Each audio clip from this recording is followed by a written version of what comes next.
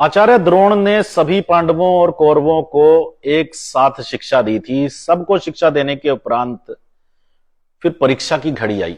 परीक्षा की घड़ी आई तो सारी सभा आयोजन किया। सभा का आयोजन करके सभी को बुलाया गया। जैसे धृतराष्ट्र हैं, राजा धृतराष्ट्र हैं, पितामह भीष्म हैं, आचार्य द्रोण हैं, कृपाचार्य हैं, सबके सब सभा में बैठे हैं।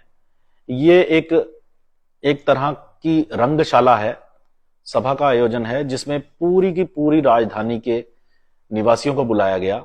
अपना अस्त्र कौशल दिखाएंगे सभी राजकुमार। 5 पांडव हैं और 100 कौरव हैं। उन्होंने क्या क्या सीखा है ये सब कुछ दिखाएंगे, रण कौशल अपना। भीम ने अपनी गदा युद्ध का प्रदर्शन किया। भाला फेंकने में माहिर थे युधिष्ठिर।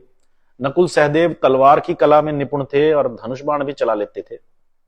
परंतु अर्जुन ने जो वारुणास्त्र, आग्नेयास्त्र आदि का प्रदर्शन किया वो अद्भुत था। देखते ही उसको प्रजा उत्साहित हो उठी। कोई ऐसा वीर नहीं था जो इतना रोमांचित ना हुआ हो। सब लोग बहुत प्रभावित हुए अर्जुन के रण कौशल से, जिसको देखकर दुर्योधन के मन में उत्कंठा हुई कि इसे नहीं जीता जा सकता। थोड़ा सा मन के अंदर डर उत्पन्न हुआ कि अर्जुन, इन पांडवों के साथ युद्ध होगा तो अर्जुन को कैसे जीतेंगे। ये समझ में नहीं आ रहा था दुर्योधन से। ये बात पच ही नहीं रही थी। वो बहुत निराश था ये देखकर कि अर्जुन इतना अधिक बड़ा धनुर्धर है। वो कब बाण चलाता है पता ही नहीं चलता, कब दूसरा बाण संघान करता है। जब तीर कमान चलाते हैं ना तो उसके हाथ इतनी फुर्ती से काम करते थे, पता ही नहीं चलता था कब उसने बाण निकाला, कब लगाया, संधान किया और कब चला दिया, छोड़ दिया।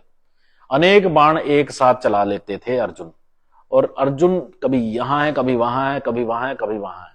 इस प्रकार से तेजी से, फुर्ती से ये घोड़े पर, रथ पर अपना प्रदर्शन करते हैं और बड़ी तेजी से अस्त्र शस्त्र चलाते हैं। तो ये देखकर प्रजा बहुत उत्साहित थी। परंतु वहां एक घटना घटी। इस रंगमंच में एक युवक का प्रवेश होता है और वो बड़ा ही वीर युवक है। उसकी वाणी में अद्भुत अद्भुत तेज है। वो सूर्य के समान जान पड़ता है। सभी देखकर उसको हैरान है। उसने उच्च स्वर में संबोधन किया और पुकारा। सारी सभा उसी तरफ देखने लगी, कहां से आया है ये युवक। राजकुमारों सा प्रतीत होता है, बहुत तेज है इसके अंदर, सूर्य सा प्रभासित हो रहा है। उसने आते ही